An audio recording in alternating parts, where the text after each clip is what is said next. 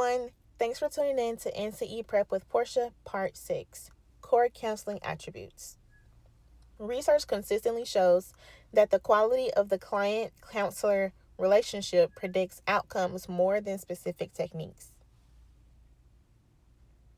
Expect questions about building trust, creating psychological safety, maintaining professional boundaries, and demonstrating empathy and acceptance. Best answers usually emphasize understanding the client, respect, collaboration, and emotional attunement.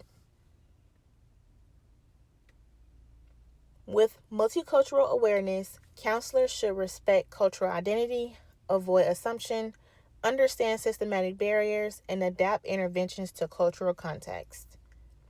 The 3 core conditions. These come from Carl Rogers, and they could appear frequently on the exam.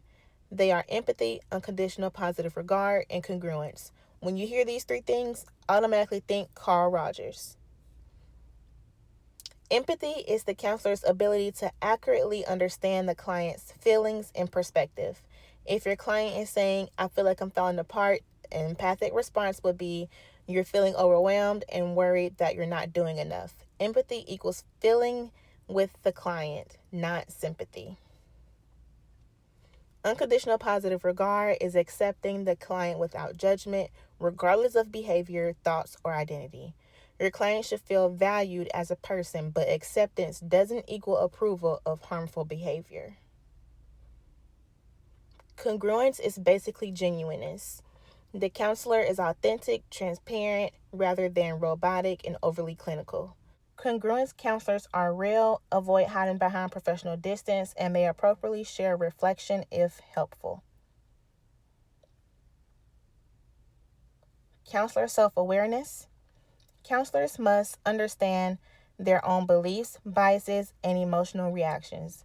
Exam themes could include recognizing countertransference, monitoring personal values, and avoiding imposing beliefs on clients.